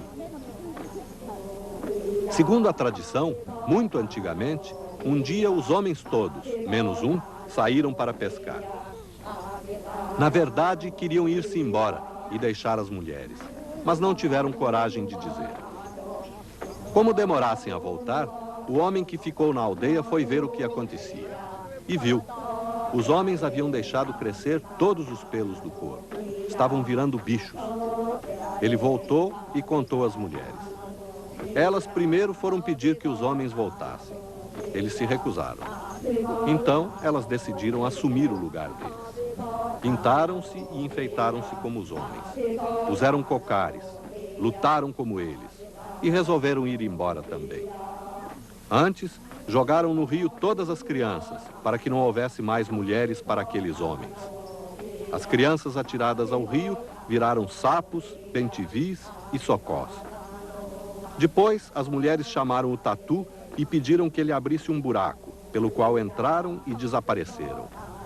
Os homens ficaram desesperados, porque não havia mais mulheres. Até que um dia, um deles conseguiu cruzar com uma anta. Desse cruzamento nasceu uma menina, da qual descendem todos os homens e mulheres. As mulheres que fugiram, diz a tradição, só gostam de namorar homens jovens. Mas para isso, elas os aprisionam e escravizam. No Xingu, alguns povos acreditam que essas mulheres transformaram-se nas Amazonas, da antiga lenda do norte brasileiro. E vale lembrar que alguns desses povos do Xingu falam línguas das mesmas famílias que as nações da área onde surgiu a lenda das Amazonas. Malacuiauá, um dos raros velhos desta nação, é o grande chefe dos Uaurá. É também pajé. Mas embora chefe, Malacuiauá jamais dá uma ordem a qualquer dos seus chefiados. Ele é um chefe sem poder, como todos os chefes das nações que povoam o Xingu. Nestas cenas que estamos vendo, Malacuiauá ensina seu povo a dançar conforme a tradição, nos rituais do camaleão e do Yamuricumá, mas não dá ordens.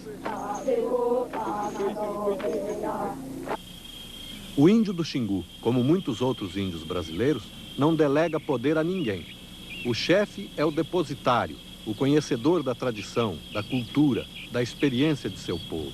E por isso é respeitado, mas não dá ordem.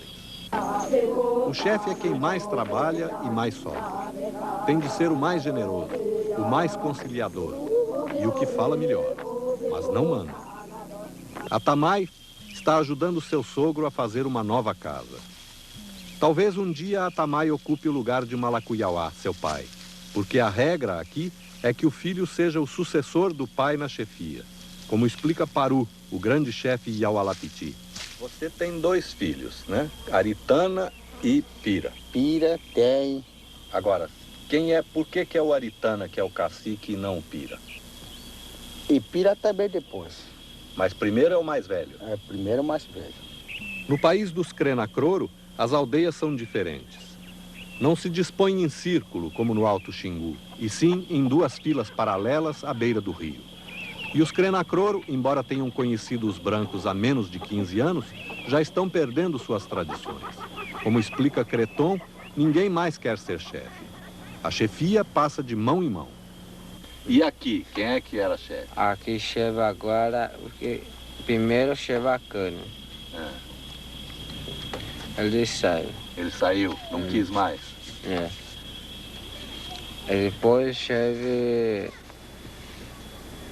Agora que chefe também com o terceiro, né? Agora é o terceiro. Você foi chefe também? Eu primeiro chefe, né? Ele o saiu. Você não quis mais ser chefe? Não, eu queria mudar de posto, né?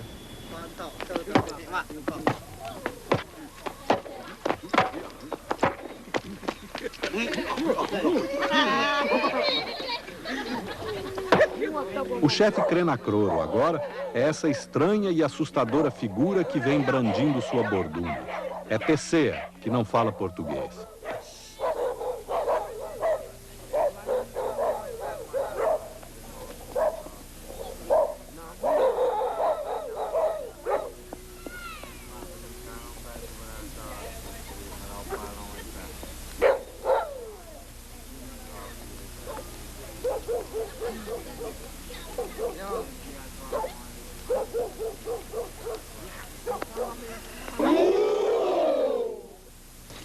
Antigamente, no Xingu, alguns chefes podiam dar ordens, mas só na guerra, para comandar as operações de ataque ao inimigo ou de defesa da aldeia. Mas hoje, os povos do Xingu não se guerreiam mais.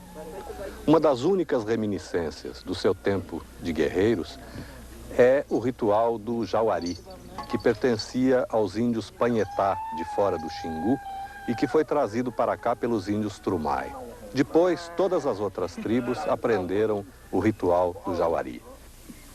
A pintura para o Jauari é toda especial.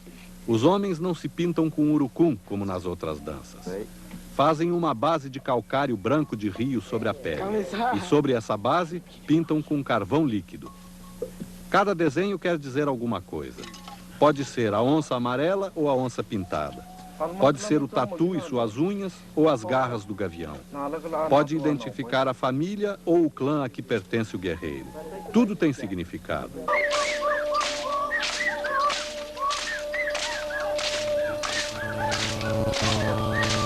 A dança ritual começa dentro da casa do chefe Malacuyauá.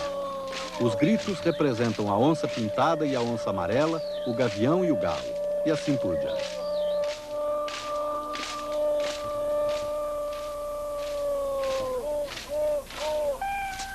Os homens vão agora para o terreiro da aldeia e dali para a casa dos homens.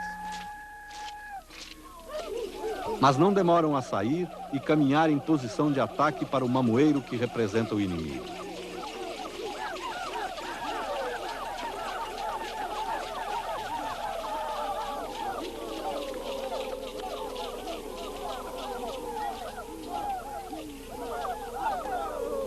Começa o ataque. Alguns dos guerreiros, antes de atirar suas flechas, gritam alguma coisa. Pode ser o nome de algum inimigo. Pode ser o nome de alguém do qual não gosta. Um parente, por exemplo. Ou o sogro, a sogra.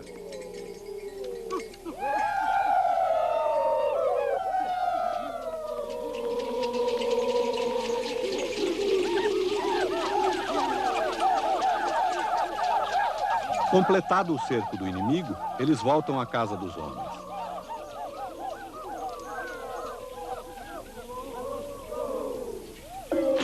Agora, eles terminam essa primeira parte do Jauari dançando no terreiro.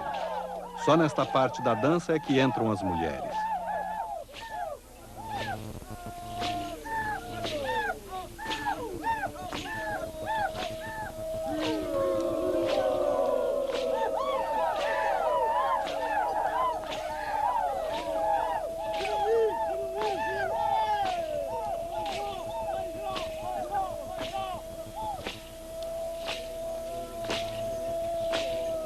Hoje, esse tempo de guerra é apenas uma lembrança, que às vezes se encarna no ritual do Jauari.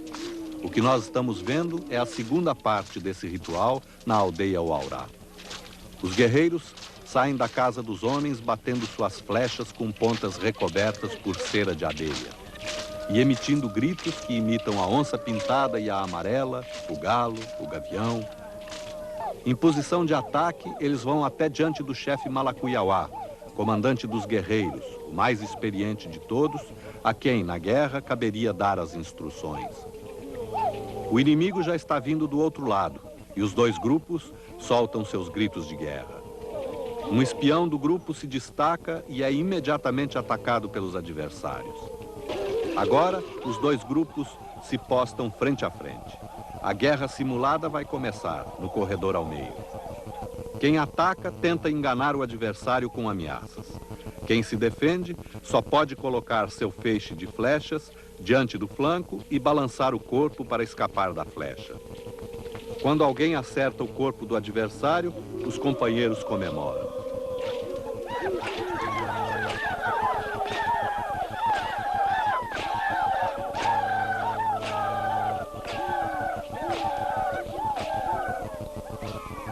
Até a velha Uaurá, com o neto ao colo, se alegra torcendo por um guerreiro. E a guerra simbólica continua com os dois grupos se revezando no ataque e na defesa. Agora os meninos entram na guerra.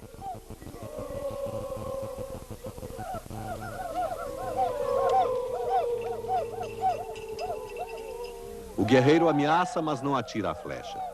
É um sinal de que está chegando ao fim esta parte do ritual.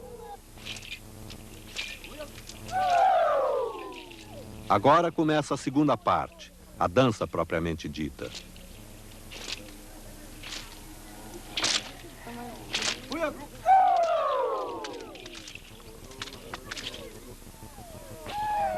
Neste ponto, as mulheres entram na dança do Jauari, uma espécie de comemoração dos feitos da guerra. E assim seguem os Uaurá, sonhando e lembrando seu passado de guerreiros. Assim mantêm a sua tradição e a sua cultura.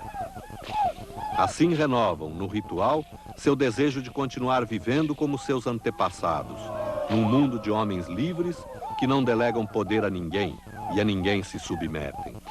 Um mundo de homens e mulheres que não precisam receber ordens. Cada um sabe exatamente o que deve e precisa fazer. E cada um sabe que sua liberdade é exatamente igual à liberdade do outro.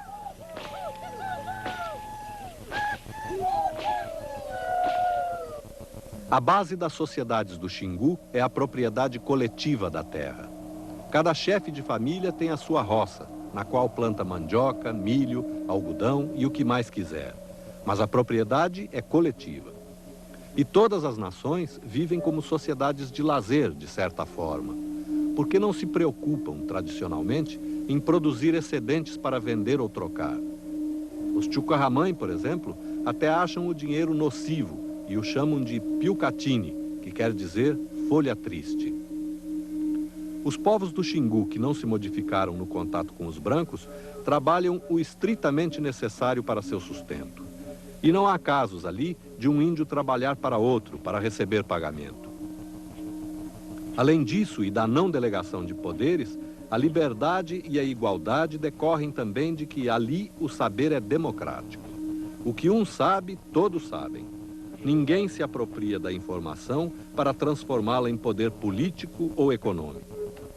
Todo índio sabe fazer sua casa.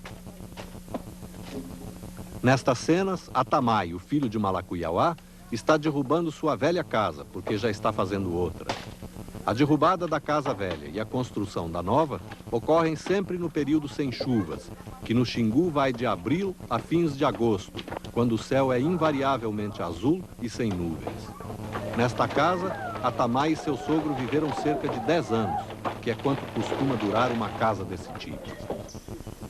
Na nova casa, Atamai e seu sogro já colocaram os esteios, já fincaram as paredes de troncos e já fizeram o trançado de madeira que sustentará o teto de palha.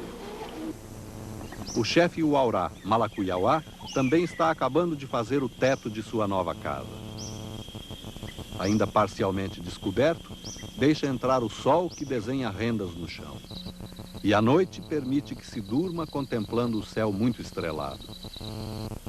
Nesta manhã chuvosa de segunda-feira, os Krenacrori resolveram caçar.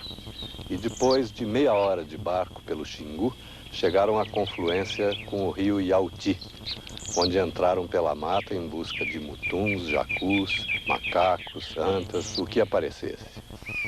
Cupene, atento, espreita a caça. Ele descobriu algum pássaro.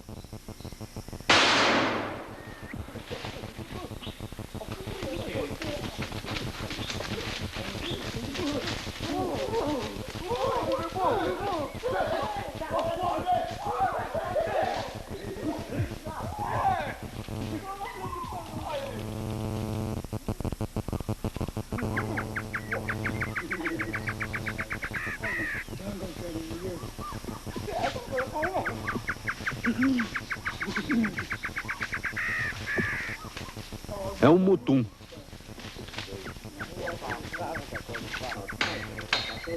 Todo índio sabe improvisar soluções muito rápidas para suas necessidades. Cocan retira a casca da árvore e de sua parte interna a embira para amarrar a caça morta. Tudo muito rapidinho e eficiente.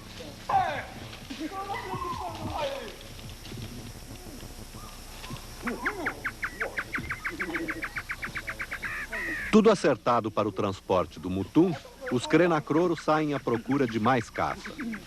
De repente, o primeiro da fila manda todo mundo parar. Há alguma coisa debaixo das folhas secas, invisível a nossos olhos de brancos. Cupene prepara o arco e a flecha. É uma sucuri.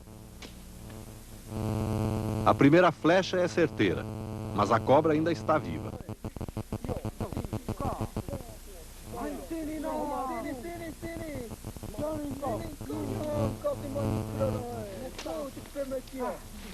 Outra flechada certeira.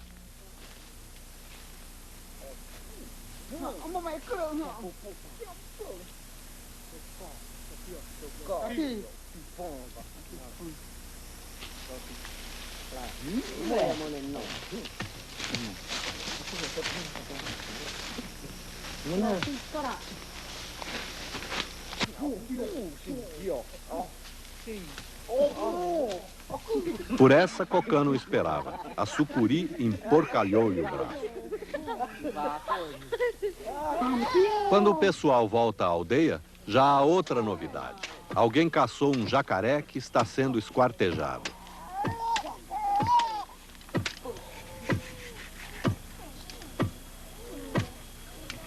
Bem perto, uma mulher bate arroz no pilão para tirar a casca.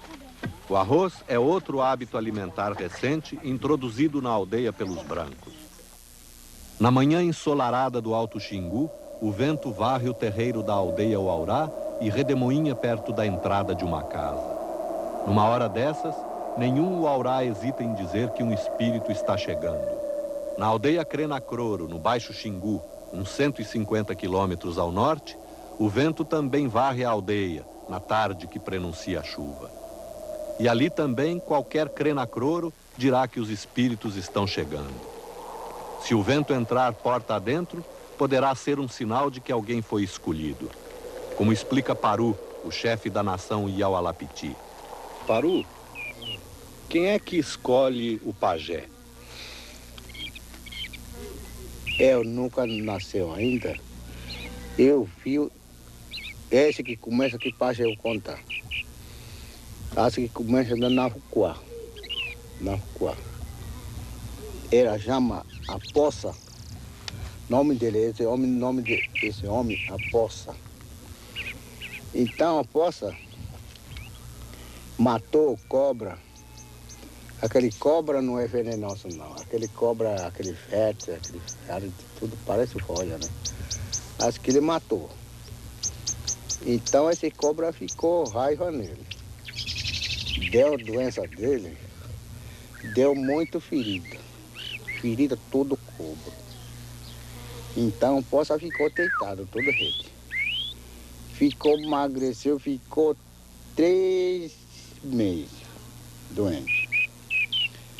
Aí esse danço chama esse espírito Mamaê, né? Aí Mamaê vem. Tá vendo aí? Tá olhando. Não, você não morre. Esse que cobra tá ouvindo você. Você vai ficar sem um pajé. Aí possa contar para o irmão. Ó pessoal, não sei que eu tá sonhando toda noite que esse que espírito que te fez, que falaram para mim, eu fui ficar pajé grande. Quando já tá lá, ele tá morrendo. Então eu não morreu não. Então amanhã eu vou melhorar. Aí eu todo dia dou barriga cheia. Tá tomando sol, ninguém vê. Ele tá fumando. Aí ó, como que eu tô fumando, pessoal? Ele tá fumando assim, acho que ninguém vê na mão dele. Só fumaça que sai do nariz, o fígado, cabeça, todo lugar que unha, todo fumaça sai. Aí depois, então amanhã vocês vão dar pescaria. Um dia mais tarde vocês vão chegar. Pega bastante peixe. Amanhã a pessoa vai fazer para mim palhalança. Tá bom, então amanhã todo irmão, né? Acho que 5 irmãos. Foi pescar. Manda também pessoal outro caso. Então essa hora peixe chegaram. Aí em madre ele disse, como é que eu vou fazer? Pode moquear? Não, pode cozinhar. Então pode pegar panela, 10 panelas. Panelão grande de barro. Então ele fica de noite. Da manhã, às 6 horas vai começando. Para cozinhar de novo o peixe, esquentando, né? Fazendo mingau, fazendo bicho. O cozido do peixe, 10. Mingau, o 20, aquele cabaço. Antigo, antigamente tinha cabaça cuia, aquele cuia mais grande. Mais ainda, 40 eu cuia aquele mingau. Assim. Aí vai. Aí ele disse que mais de 10 horas já começou. Ele disse que pode levar lá. Pegaram o banco, trouxeram assim, perto da porta, sentado. Aí o irmão dele segura ele assim. Aí ó, tá chegando. Ele viu o vento. Pum! Caiu lá mesmo. Aí ele vem voltando assim. Entrou. Vento rodando. Ele voltando. Chegou. Entrou na casa. Entrou na casa. Acho que vento vem mais ainda, 30 por aí. 30 vezes. 30 vezes. Cheio casa. Então aí ia começar fumando. Cheio de fumaça lá dentro de casa. Não é gente que está fumando. Ninguém vê. Não tinha ninguém lá Nenhum dentro? tinha. Tinha só pajé. Pajé de índio. Ninguém, tem índio, só está fumando. Só fumando, não é pajé não. O pajé tem mesmo, então ele vai mais ainda pajé. Está começando igual aquele cunhado. Essa outra pessoa está sentando ali. Só pago, ninguém vê. Só está ouvindo só fumaça. Aí eu posso, aí ele falou, pessoal, agora eu vou morrer. O pessoal vai dar para mim o fumo. Acho que ele deu pouco. Tá fumando, só tá vendo o fumaça está saindo. Aqui, todo lugar, que é aqui 1 minuto, morreu. Aí os 5 minutos, aí começando a corda. Ele acordou. Acordou? Acordou de novo. Aí levantaram de novo assim o pé. Tá bom. Aí falaram, mais velho, irmão. Então, dá mingau, pega mingau. Pegou o mingau assim, o irmão dele pegou. Vou dar onde? Dá pra ele, dá isso, aí tá perto de você. Deu assim, pegou. Ninguém viu. Só você tá pensando, só a cuia tá voando assim sozinho. Tá passando de outro na mão. Pegou, tomou, passando a cuia, tá andando aí. Pega outro. Outro pegou. Pega outro. Cuia tá só voando. Só assim uns 5 minutos já acabou o mingau. Era para aqueles ventos que estavam Esse que vendo tá tomando. Deu a comida para os espíritos todos. É. Aqui chegamos à aldeia Cuicuro, no Alto Xingu. Os pajés estão tentando tirar um espírito que se apossou da alma de Tiquiri, o adolescente deitado na rede.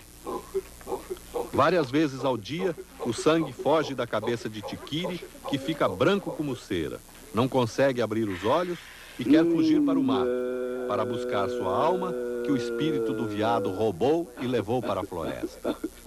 Se o deixarem fugir, ele desaparecerá e morrerá no mato, como explica seu avô, o chefe Narro. Ele jogou um veneno no corpo dele. Então ele sentiu assim. O veado jogou veneno no corpo dele. Então, o veado jogou um veneno no corpo dele. E isso é que o pajé tirou. Então, foi que o pajé que tiraram isso, uma doença de um veado que jogou. Nesta manhã, os pajés da aldeia Cuicuro vieram para a mata, até o local indicado por Tiquiri. Estaria ali o espírito do veado que lhe roubou a alma. Mas os pajés não quiseram ser filmados. Só permitiram que Lula, nosso câmera, fizesse estas poucas fotos. Enquanto isso, na aldeia, alguns quilômetros além, Tiquiri tentava de novo fugir para a mata e era cercado por seus parentes. Tiquiri correu até quase desmaiar. Estas cenas foram gravadas pelos outros membros da nossa equipe que não sabiam operar a câmera. Daí a má qualidade das imagens. Enquanto a avó de Tiquiri se lamenta e brada aos céus, gritando que se trata de feitiçaria, Tiquiri é carregado para casa. Feitiçaria, isto é, fazer o mal a alguém usando suas unhas, seus cabelos ou outro meio qualquer, é considerado crime pelos habitantes do Xingu. Tanto assim que, quando descobrem um feiticeiro, ele é morto imediatamente. Às vezes, seus filhos também são mortos. O mundo mágico do Xingu não se esgota nas pagelanças e na feitiçaria. Ele está vivo por muitas formas, em muitos relatos.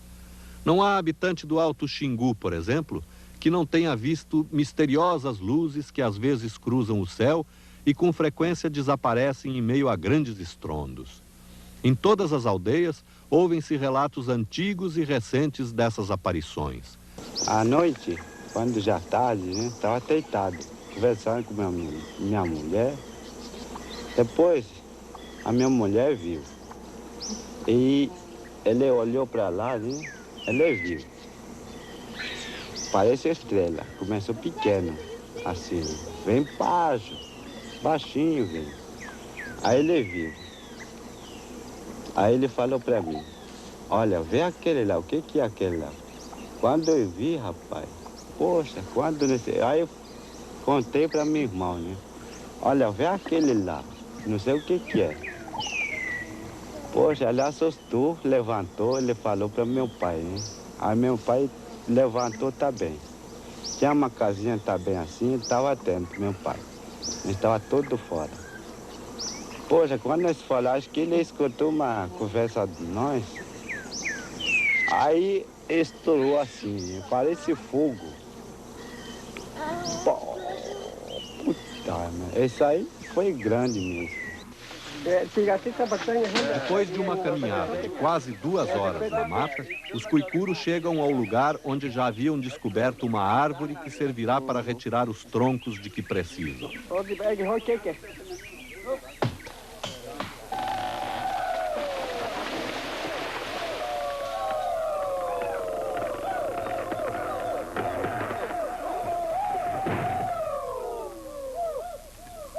Derrubada a árvore, os cuicuru medem o tamanho exato para cortar os troncos, que eles enfeitarão para que encarnem o espírito dos mortos. Agora, a Fucacá, o dono do Quarupi, esfrega água com pimenta no tronco para acalmar o espírito. Alguns dias antes da grande festa do Quarupi, os cuicurus saem para uma grande pescaria, na qual estocarão comida para os seus convidados de outras aldeias. A pescaria é na Lagoa Tafununo, ligada ao rio Culuene por um braço. Nesta manhã, a Fucacá, Tabata, que é seu irmão, mais alguns amigos e parentes, vieram ao mato retirar timbó. O timbó é um cipó que, ao ser batido, espalha na água um veneno que paralisa os peixes. A Lagoa Tafununo, na verdade, é uma sucessão de lagoas, formadas por pequenos rios de águas transparentes. É para lá que o timbó está sendo levado. Numa das lagoas, os Cuicuru fecham a saída da água com uma rede. Um dos pajés finca uma forquilha no fundo da lagoa e sobre ela coloca um dos feixes de timbó cortado. Batendo no feixe, ele faz escorrer para a água o sumo que vai paralisar os peixes.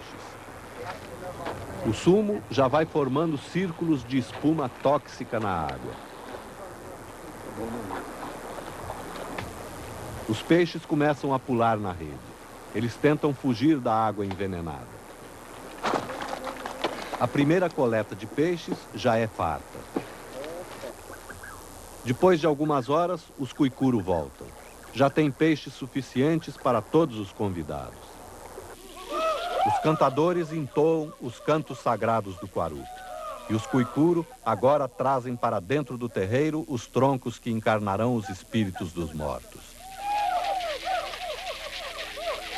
Agora estão colocados os 4 troncos.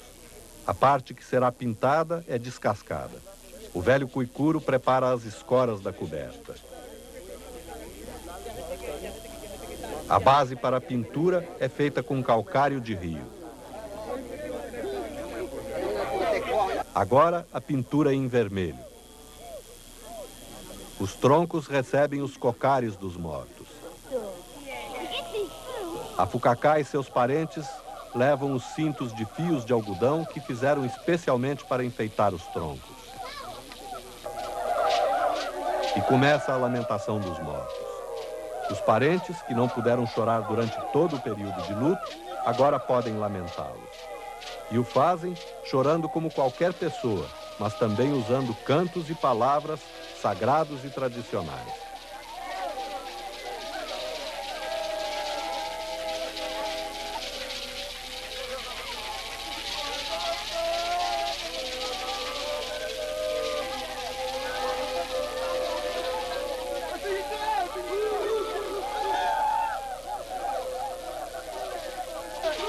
A mulher de Afucacá chora o filho perdido. Cessam os cantos. As mulheres se retiram para suas casas. Vão ser acesas as fogueiras para alumiar os mortos. Os espíritos já estão encarnados nos 4 troncos.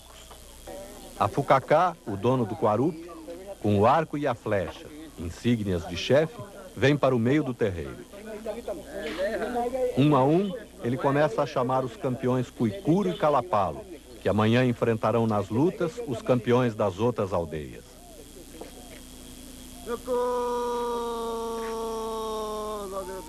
Durante quase um ano, ele se preparou para este momento. O primeiro chamado é Tabata, irmão de Afucacá, campeão dos campeões Cuicuru.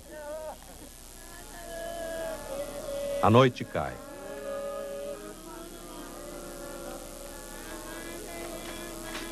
Recomeça a lamentação.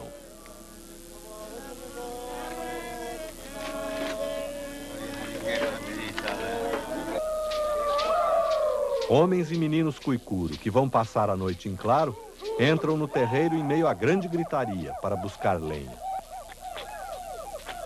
Eles passarão a noite em claro porque têm medo de dormir e sonhar ruim, como dizem. Se isso acontecer, seus lutadores poderão ser derrotados. Ou então, se descuidarem, alguém poderá enfeitiçá-los.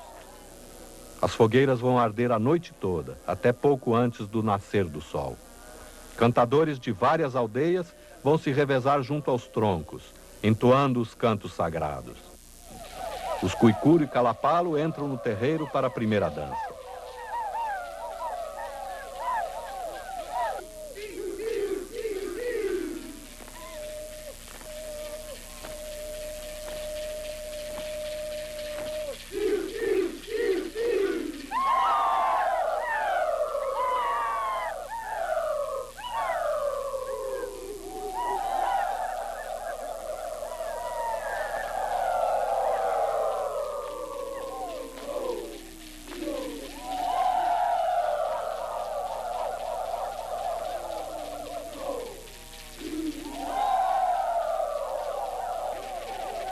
Entram as outras aldeias, e todos os homens formam um só círculo que toma todo o terreiro.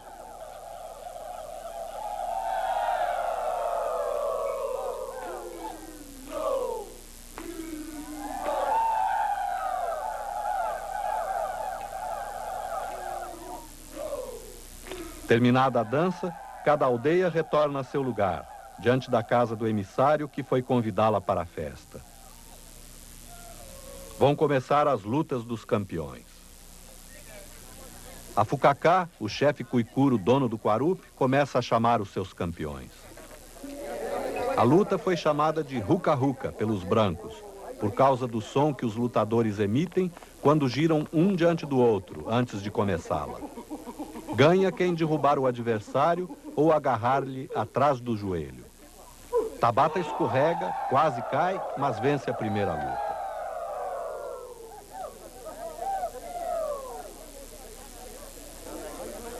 Vem o segundo Uaurá.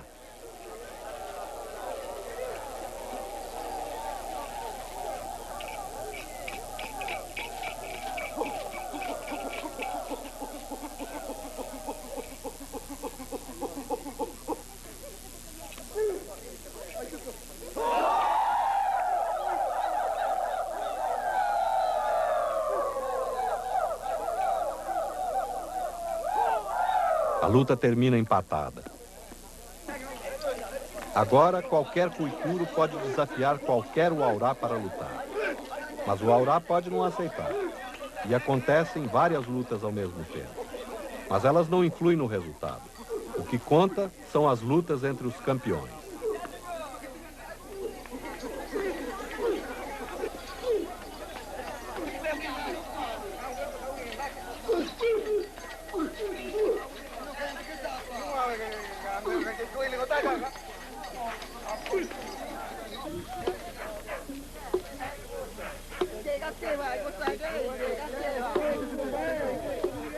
A festa acabou, a aldeia volta ao normal.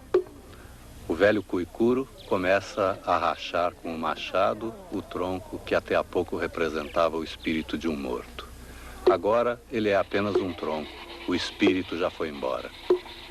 E o tronco que antes serviu à morte volta a servir à vida. Vai se transformar num pilão para socar mandioca.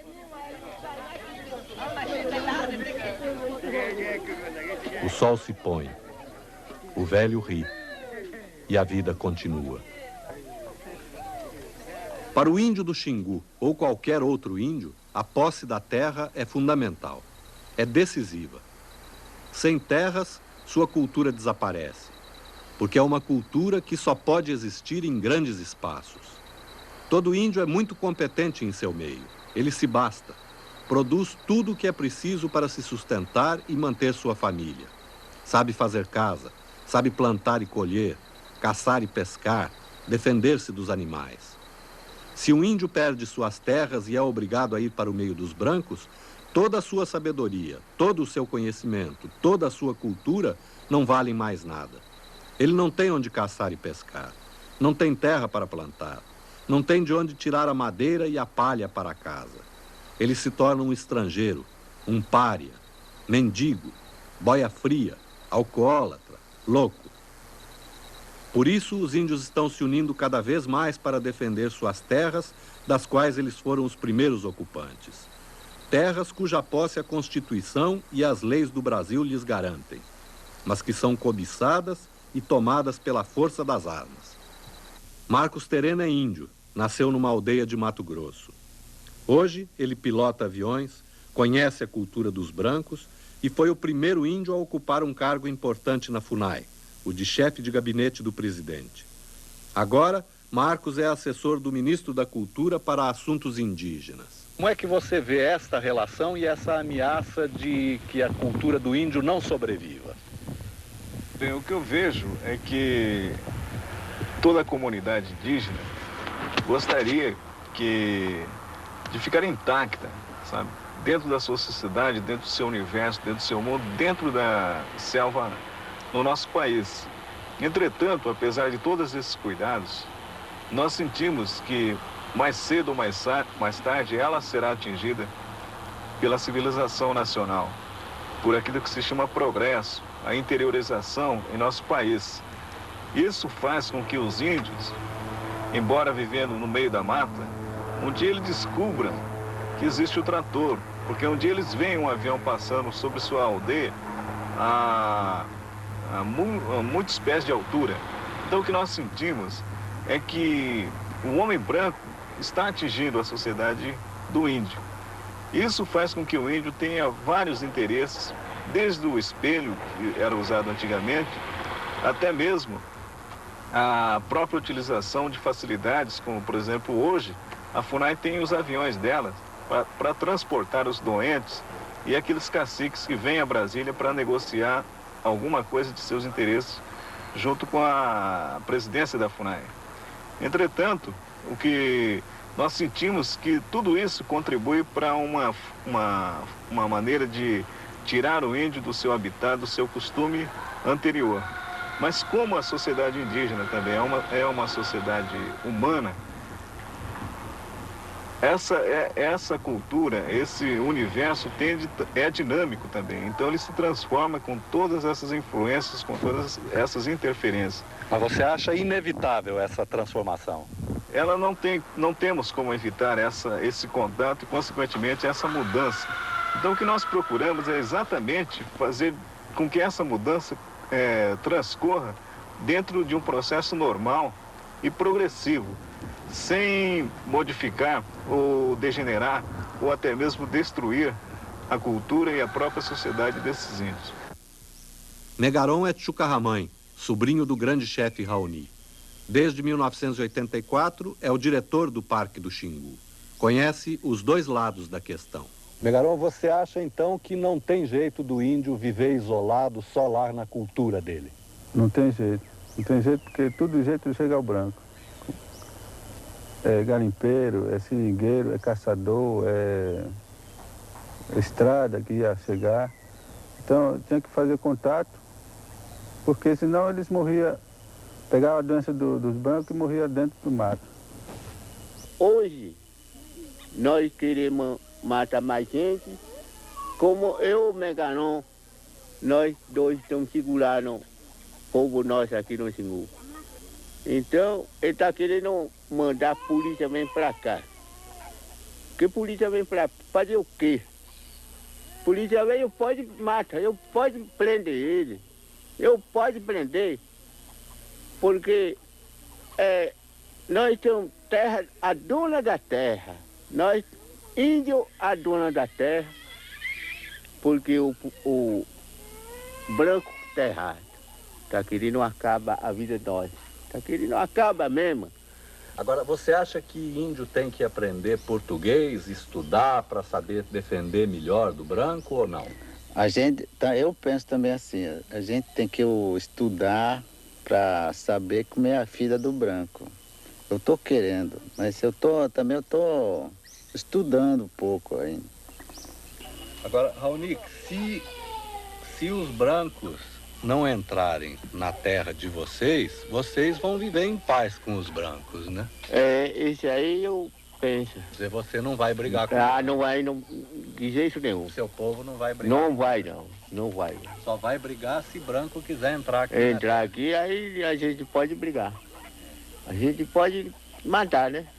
Pode matar. Pode matar. Matar, porque ele tá errado, né? Talvez a posição de Raoni não seja a posição de todos os povos do Xingu ou de todas as outras áreas brasileiras. Talvez outros prefiram integrar-se aos brancos. Seja como for, todos eles têm o direito de escolher o seu caminho. Mas para isso precisam ser livres. Precisam ser donos das terras que sempre foram suas.